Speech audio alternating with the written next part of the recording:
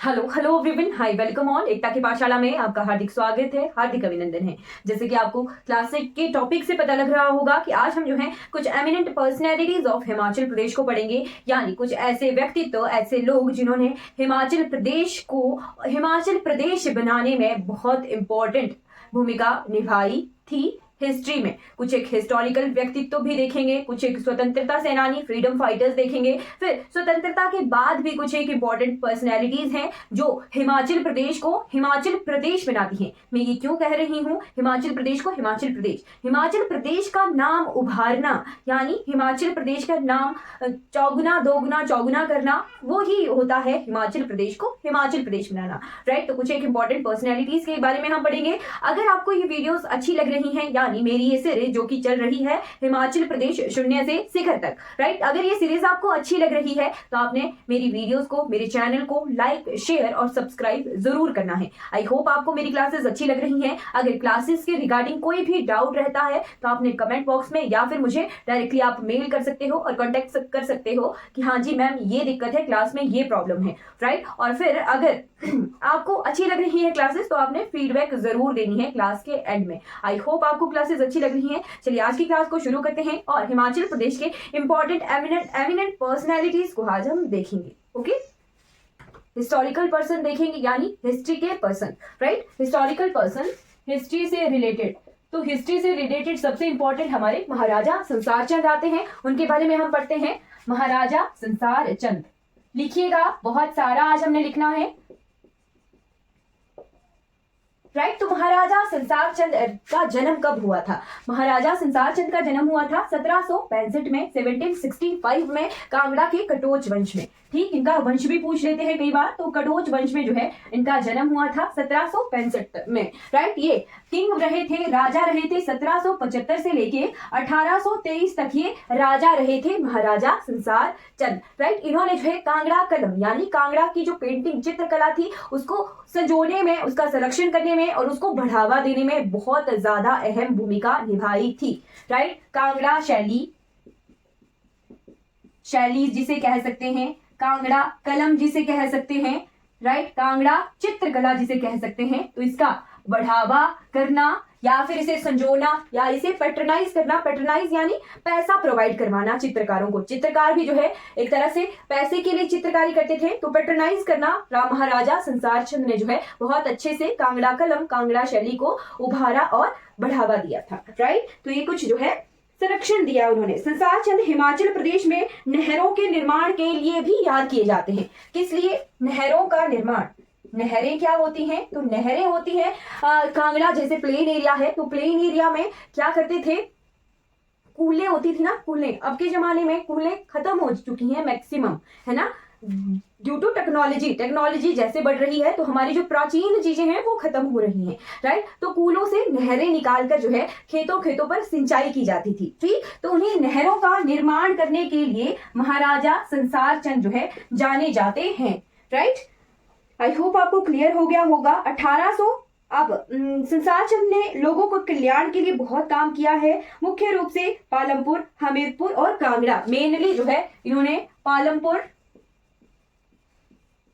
हमीरपुर और कांगड़ा, हमीरपुर का सुजानपुर टिहरा जो था वो इनका एक तरह से यहाँ का इन्होंने एज ए राजधानी भी बनाया था। राइट, वहां पे किले का निर्माण भी करवाया हुआ है महाराजा संसार चंद ने। राइट, तो इनका मेनली यहीं पर रहा था फोकस, और 1823 में इनकी मृत्यु हो गई थी। राइट, आई होप आप जो है ये क्लियर कर रहे हैं, नोट कर रहे हैं। राइट, अब इसके बाद सेकेंड पर्सनैलिटी हम हिस्ट्री की पढ़ेंगे, तो सेकेंड है जगत सिंह पठानिया। राइट, जाती है हिस्टोरिकल हमारी जगत सिंह पठानिया।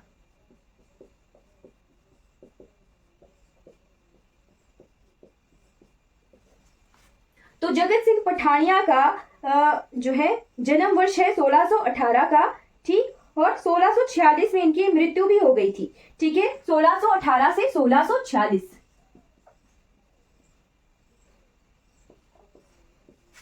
राइट, इनका जन्म कहाँ हुआ था?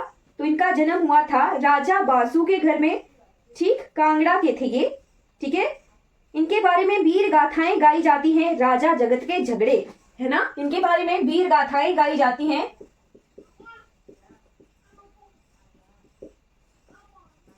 राजा जगत के झगड़े, कांगड़ा के ही थे ये। इनके पिता का नाम था राजा बासु,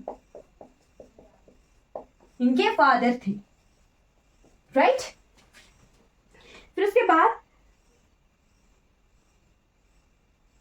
सबसे पहले जो थे राजा जगत सिंह जो है एक छोटे से मनसबदार होते थे, जो मनसबदार होते थे जमीनों पर काम करवाना, उनका देखरेख करना। तो बंगाल में ये मनसबदार नियुक्त हुए थे, ठीक है। इन्होंने मुगल बादशाह शाहजहां के कई इलाकों में कई लड़ाइयों में साथ दिया था, ठीक है। राजा जगत सिंह कहाँ के थे? कांगड़ा के थे, और इन्होंने मुगल बादशाह शाहजहां का कई लड़ाइयों में साथ दिया था, ठीक है। अपने आत्मसम्मान यानी सेल्फ रिस्पेक्ट की वजह से, ठीक है। शुरू में तो ये मुगल बादशाह शाहजहां के साथ थे, बट इन्होंने मुगल बादशाह शाहजहां के विरुद्ध विरोध किया था, राइट। विरोध करने वाले राजा हो गए थे due to his self respect, right. आत्मसम्मान के लिए इन्होंने, राजा जगत सिंह ने शाहजहां का विद्रोह किया था और 1646 में इनकी मृत्यु हो गई थी, राइट। इनके बारे में ज्यादा हम हिस्ट्री में पढ़ेंगे, बट अभी जो है हम पर्सनैलिटीज देख रहे हैं। तो पर्सनैलिटीज में इनका नाम भी आता है राजा जगत सिंह का। बंगाल के मनसबदार नियुक्त हुए थे, ये ध्यान रखना है, बंगाल के मनसबदार ये नियुक्त हुए थे। थर्ड पर्सनैलिटी आ जाती है जोरावर सिंह कहलूरिया।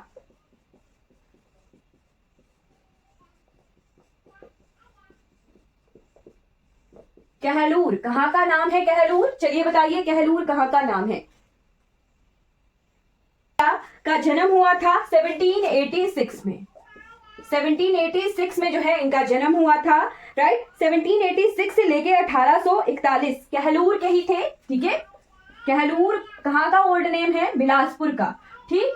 1786 से लेके 1841 तक, 1841 तक। हाँ जी बिल्कुल, 1841 तक। जोरावर सिंह कहलूरिया का जन्म वर्ष है 1786 का, कहलूर बिलासपुर में हुआ था। 1817 में इन्होंने महाराजा रणजीत सिंह की सेना में शामिल होने का निर्णय लिया था, ठीक है। ये किसकी सेना में शामिल हुए थे? तो महाराणा रणजीत सिंह।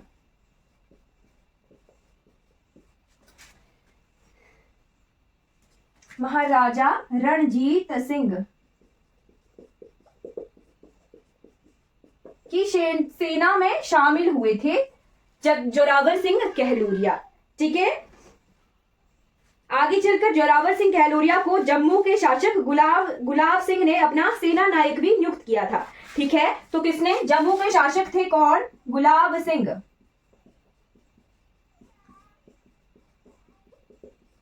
सेना नायक नियुक्त किया था इन्हें, कहलूरिया जी को, राइट। सेना नायक नियुक्त किया था। वजीर की भी उपाधि दी थी, है ना। जम्मू के वजीर के रूप में भी इन्होंने कार्य किया था और 1841 में इनकी मृत्यु हो गई थी। जोरावर सिंह कहलूरिया बिलासपुर के थे ये, ठीक। अब आ जाते हैं हिमाचल प्रदेश के स्वतंत्रता सेनानियों की तरफ, यानी फ्रीडम फाइटर्स की तरफ, राइट। तो फ्रीडम फाइटर्स में सबसे पहले नाम आता है बाबा कांसीराम का, ठीक। फ्रीडम फाइटर्स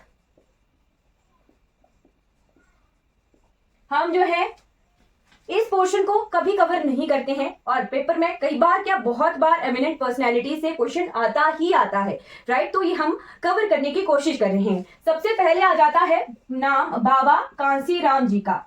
बाबा कांशीराम कहाँ के थे? तो बाबा कांशीराम का जन्म हुआ था डाडा सिब्बा में, कांगड़ा में।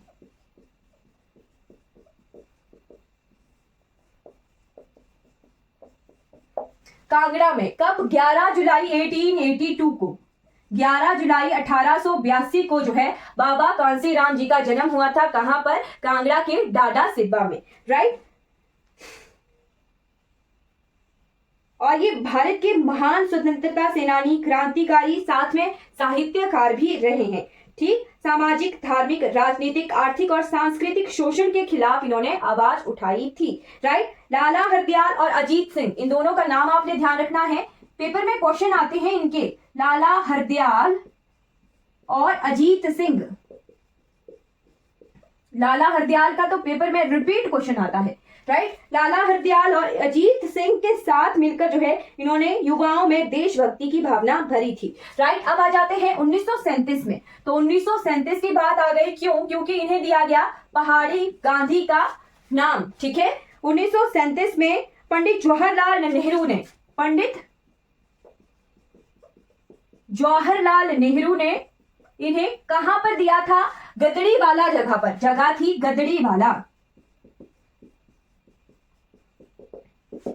गदड़ीवाला जगह पर जो है एक सभा हुई थी और उन्होंने वहां पर इन्हें पहाड़ी गांधी के नाम से संबोधित किया था। ठीक है। सबसे पहले इन्हें पहाड़ी गांधी नाम से किसने संबोधित किया था? तो पंडित जवाहरलाल नेहरू जी ने, जो कि हमारे भारत देश के पहले प्रधानमंत्री थे। ठीक है। तो पंडित जवाहरलाल नेहरू जी ने गदड़ीवाला जगह पर एक सभा में बाबा कांशीराम जी को पहाड़ी गांधी के रूप में संबोधित किया था। राइट। वर्ष कौन सा था? 1937। और जगह कौन सी थी? गदड़ीवाला। और पर्सन कौन थे? तो पंडित जवाहरलाल नेहरू जी थे। उन्होंने इन्हें सबसे पहले पहाड़ी गांधी के रूप में संबोधित किया था। फिर आ जाते हैं पहाड़ी बुलबुल। तो इन्हें पहाड़ी बुलबुल के नाम से किसने कहा था? सरोजिनी नायडू।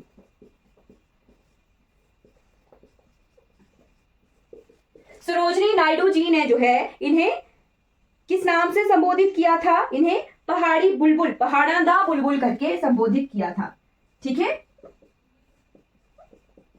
और कौन थी सरोजिनी नायडू जी?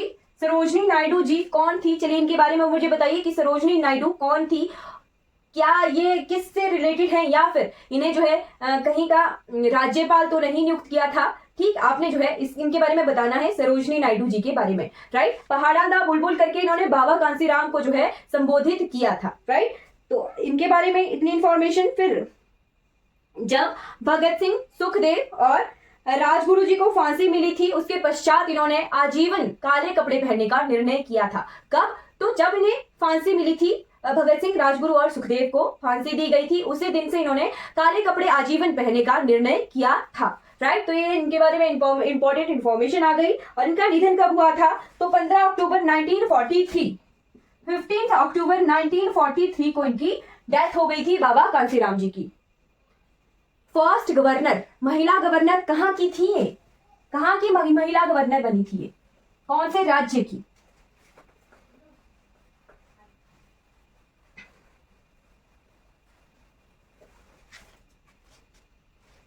चलिए नेक्स्ट पर्सनैलिटी आ जाती है भाई हृदया राम जी। बिल्कुल, यूपी की पहली महिला गवर्नर बनी थी सरोजिनी नायडू जी। ठीक। भाई हृदया राम।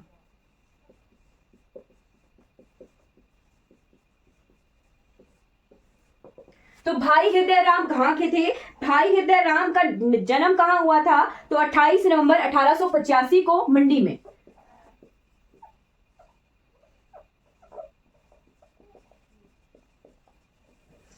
इनका जन्म हुआ था। ठीक। और इन्होंने जो है गदर पार्टी 1913 में ये संपादक सदस्य थे। ठीक। इन्होंने क्या किया था कि रास बिहारी बोस के संपर्क में आने के बाद इन्होंने लाहौर, अमृतसर और मंडी को क्रांतिकारी गतिविधियों का केंद्र बना दिया था। किसके संपर्क में आने के बाद? रास बिहारी बोस के संपर्क में आने के बाद। ठीक। रास बिहारी बोस के संपर्क में आए, फिर ही इन्होंने मंडी को जो है क्रांति का जो है गढ़ बना दिया था। ठीक। इन्होंने गदर पार्टी तथा स्वामी कृष्णानंद नामक 2 समाचार पत्रों का भी संपादन किया था। ठीक। संपादक सदस्य थे ये गदर पार्टी के। कब? 1913 में बनाई गई थी गदर पार्टी। ठीक। और भी मैं बताऊंगी गदर पार्टी के बारे में जब हम विद्रोह करेंगे। ठीक। और साथ में इन्होंने जो है गदर पार्टी प्लस एक और जो है पत्रिका है जिसका नाम है स्वामी कृष्णानंद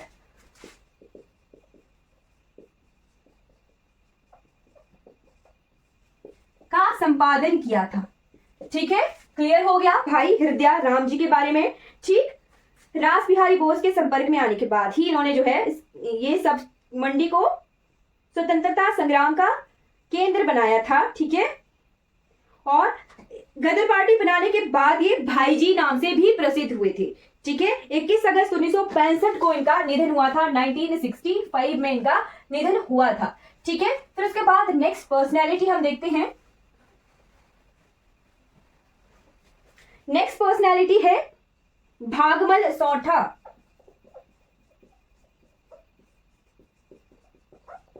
भागमल सौठा जी, राइट। तो भागमल सौठा जी का जन्म हुआ था 23 सितंबर 1899 को शिमला के धार गांव के थे, ठीक है। 23 सितंबर 1899 को शिमला के धार गांव में, विलेज का नाम था धार, ठीक है, जुब्बल क्षेत्र में आता है। इन्होंने असहयोग आंदोलन में भाग लिया था, ठीक।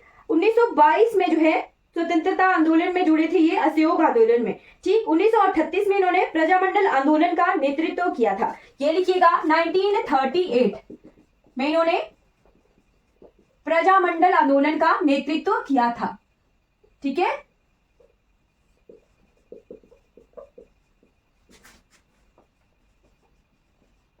ठीक है जी।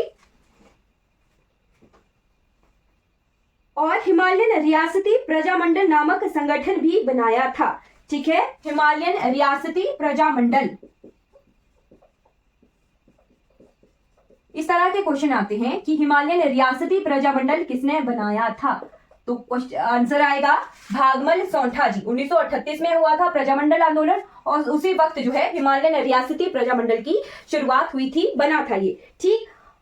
फिर उसके बाद 1939 में प्रसिद्ध धामी गोलीकांड, ठीक है। 1939 में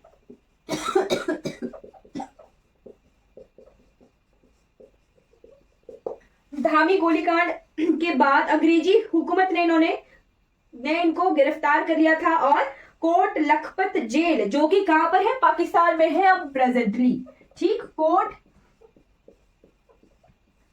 लखपत जेल में इन्हें रखा था, इन्हें भागमल सौठा जी को धामी गोलीकांड के बाद, ठीक है। इन्हें 1 वर्ष 13 दिन की सजा हुई थी, ठीक। तो 1 वर्ष 13 डेज तक इन्हें यहां पर रखा गया था कोट लखपत जेल में, ठीक है। कब हुआ था धामी गोलीकांड, तो 16 जुलाई 1939 को हुआ था, ठीक। 2-3 क्वेश्चन यहां से क्लियर होते हैं कि धामी गोलीकांड कब हुआ था, 16 जुलाई 1939 को, ठीक। आई होप आपको जो है क्लियर हो गया होगा ये सभी। फिर उसके बाद नेक्स्ट पर्सनैलिटी आ जाती है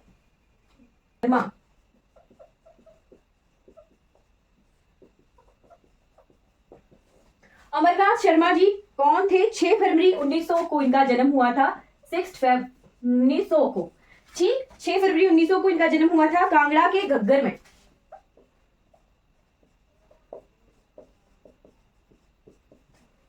राइट। इन्होंने वर्ष 1929 में आयोजित लाहौर कांग्रेस अधिवेशन, ठीक। लाहौर कांग्रेस अधिवेशन में भाग लिया था इन्होंने।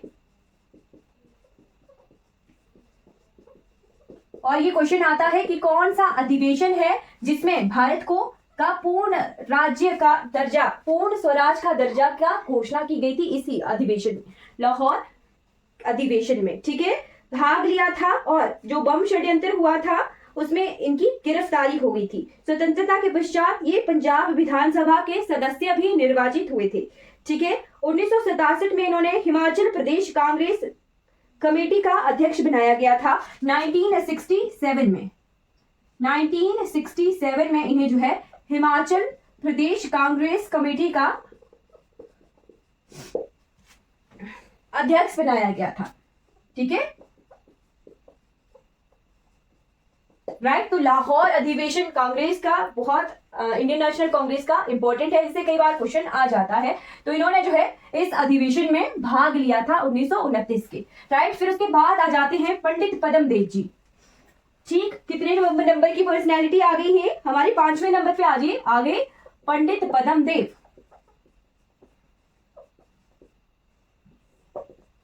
तो पंडित पदम देव की का जन्म कब हुआ था? 26 जनवरी 1901 को।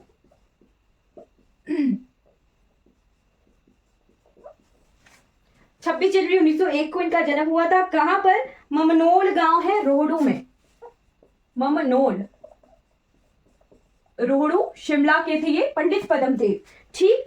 पंडित पद्मदेव जी ने जो है इन्हें किस नाम से जाना जाता है, तो कविराज के नाम से जाना जाता है पंडित पद्मदेव जी को। कुछ जगहों पर इनका नाम परमदेव भी लिखा मिलेगा, तो यही है, ठीक, राइट। पेपर में क्या क्वेश्चन आता है कि कविराज के नाम से किन्हें जाना जाता है, तो पंडित पद्मदेव जी को जो है कविराज के नाम से जाना जाता है, ठीक। कहाँ के हैं ये? शिमला के, रोहड़ू के थे, ठीक। इन्होंने वर्ष 1946 में हिमालयन रीजनल काउंसिल का गठन किया था। कब? तो 1946 में हिमालयन रीजनल काउंसिल,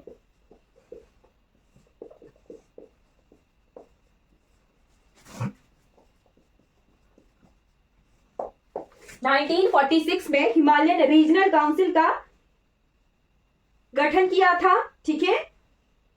इन्होंने 1948 में सुकेत सत्याग्रह का, 1948 में हुआ था सुकेत सत्याग्रह, सुकेत सत्याग्रह, तो उसका नेतृत्व किया था पंडित पद्मदेव जी ने, ठीक है।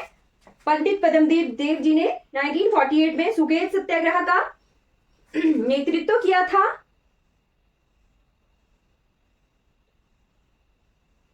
ठीक। 1920 में असहयोग आंदोलन, 1930 में सविनय नवबज्ञ आंदोलन, इन सभी में इन्होंने भाग लिया था, ठीक है।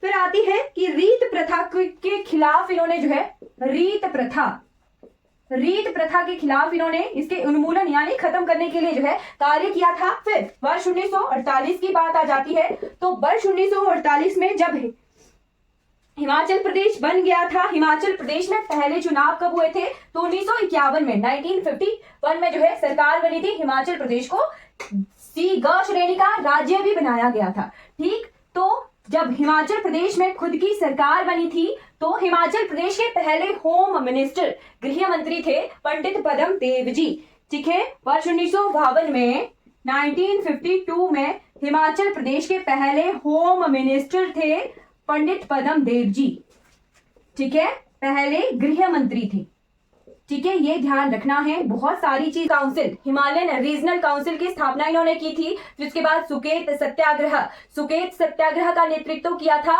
वर्ष 1952 में। ये हिमाचल प्रदेश के पहले होम मिनिस्टर बने थे और इन्हें किस नाम से जाना जाता है, तो कविराज नाम से इन्हें जाना जाता है। रीत प्रथा के खिलाफ इन्होंने कार्य किया था पंडित पद्मदेव ने। कहाँ के थे ये? शिमला के, रोहड़ू के, ममनोल गांव के। आई होप आपको क्लियर हो गया होगा, ठीक। भी जो ज्यादा इंपॉर्टेंट है, एक आगे भागमल सोंठा जी, ठीक, इन्होंने हिमालयन रियासती प्रजामंडल की स्थापना की थी, है ना। और दो काउंसिल्स हमने देखी, हिमालयन रीजनल काउंसिल देखी जिन्हें पंडित पद्मदेव ने बनाया था। फिर आते हैं यशपाल शर्मा जी, ठीक। जी का जन्म कहाँ हुआ था? 3 दिसंबर 1903 को, 3 दिसंबर 1903 को इनका जन्म हुआ था। कहाँ के ये थे? हमीरपुर के थे। हमीरपुर में गांव का नाम है भूमपल, हमीरपुर के भूमपल गांव के ये थे, ठीक है। हाँ जी बिल्कुल। फिर आते हैं यशपाल शर्मा जी, जो कि 3 दिसंबर 1903 को इनका जन्म हुआ था। हमीरपुर के भूमपल गांव के ये थे, ठीक है। पैतृक निवास इनका हमीरपुर का है, ठीक। फिरोजपुर छावनी पंजाब में इनका जन्म हुआ था, राइट। और ये क्रांतिकारी थे और लेखक भी थे, ठीक है। क्रांतिकारी भी थे और साथ में ये लेखक भी थे, राइट। 1928 में लॉर्ड इरविन की ट्रेन के नीचे बम लगाने का षड्यंत्र में इन्होंने भाग लिया था, ठीक है। 1928 में लॉर्ड इरविन की ट्रेन,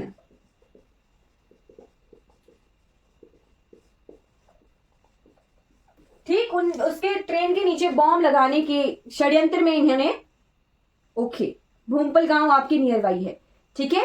तो ट्रेन के नीचे बम लगाने में इन्होंने भाग लिया था, राइट। और इन्हें 6 वर्ष का जेल हुई थी, ठीक है। जेल हुई थी 6 इयर्स की, ठीक है। आई होप क्लियर हो गया होगा। इन्होंने जो है एक पत्रिका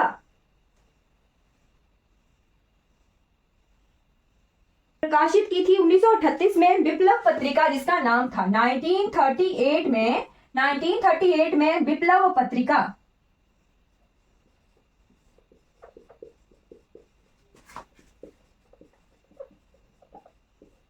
का प्रकाशन किया था इन्होंने वर्ष 1938 में। कुछ बुक, ठीक है। 7th नंबर पे बख्शी प्रताप सिंह जो है हमें क्लियर हो रहा है, कुछ एक हिस्ट्रियां भी जो है कवर हो रही हैं, है ना, हिस्ट्रीज भी हमें जो है कवर हो रही हैं इन पर्सनैलिटीज को पढ़ के, राइट। तो 7वें नंबर पे 7th नंबर पे पढ़ते हैं बख्शी प्रताप शर्मा कहते हैं। तो बख्शी प्रताप शर्मा जी का जन्म हुआ था 20 अक्टूबर 1912 को,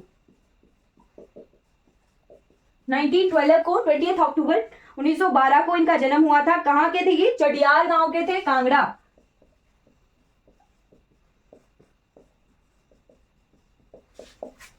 राइट। चिड़ियार गांव के थे, कांगड़ा के। इन्होंने वर्ष 1942 में जो है ब्रिटिश सेना से त्याग पत्र देकर आजाद हिंद फौज में शामिल हो गए थे, ठीक है। पहले तो ये आर्मी में थे, ब्रिटिश आर्मी में, राइट। ब्रिटिश आर्मी से इन्होंने रिजाइन कर दिया और शामिल हो गए आजाद हिंद फौज में।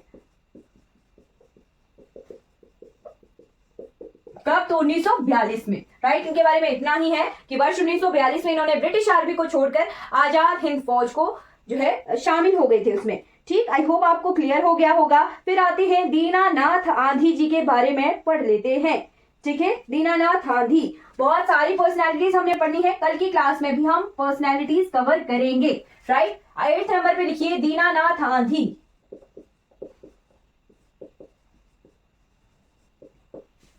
तो दीनानाथ आंधी जी कौन थे? 3 नवंबर 1914 को प्रागपुर, कांगड़ा, प्रागपुर के थे, ठीक है। 1914 कितने? 3 नवंबर प्रागपुर में इनका जन्म हुआ था दीनानाथ आंधी जी का, राइट। इन्होंने जो है सविनय अवज्ञा आंदोलन में भाग लिया था, ठीक है। सविनय अवज्ञा आंदोलन,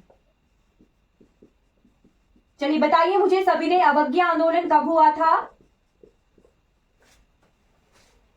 फिर है ज्ञानचंद्र टूटू जी, है ना,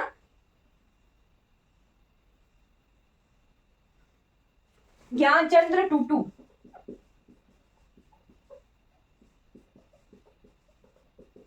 तो ज्ञानचंद्र टूटू जी का जन्म हुआ था 15 सितंबर 1912 को टूटू, शिमला में, ठीक है।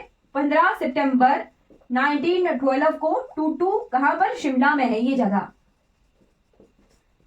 राइट। इन्होंने जो है 1942 में भारत छोड़ो आंदोलन का में भाग लिया था, है ना,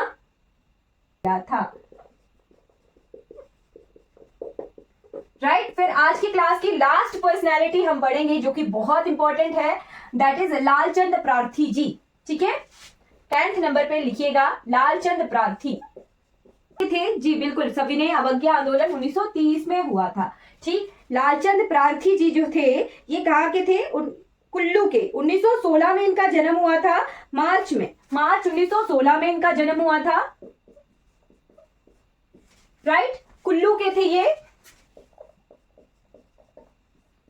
ठीक। स्वतंत्रता सेनानी थे, क्रांतिकारी थे और साथ में ये लेखक भी थे, ठीक है। कवि थे, आलोचक कवि थे, ठीक है। लालचंद प्रार्थी जी, इन्होंने भारत छोड़ो आंदोलन में भाग लिया था, ठीक। भारत छोड़ो आंदोलन में इन्होंने भाग लिया था। किताब इन्होंने लिखी थी कुलूत देश की कहानी,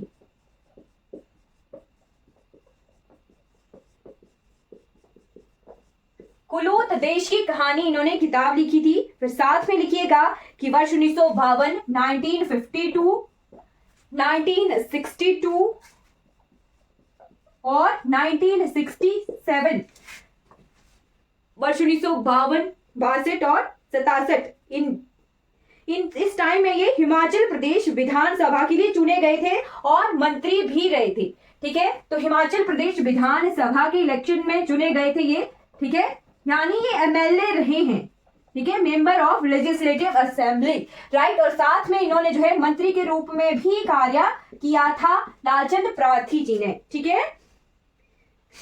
11 दिसंबर 1982 को इनकी निधन हो गया था, ठीक है। तो 11 दिसंबर 1982 में इनकी मृत्यु हो गई थी, राइट। इंपॉर्टेंट क्या है? कुलूत देश की कहानी किसने लिखी थी? तो लालचंद प्रार्थी जी ने जो है लिखी थी, ये आलोचक कवि थे, राइट। तो आज की क्लास में हम इतनी ही पर्सनैलिटीज पढ़ेंगे, कल की क्लास में हमारी पर्सनैलिटीज की ही होगी, राइट। तो अगर ये वीडियो आपको अच्छी लगी हो तो लाइक कीजिएगा, सब्सक्राइब कीजिएगा मेरे चैनल को और दूसरों तक इन वीडियोस को जरूर पहुंचाइएगा। Thank you so much for watching this class.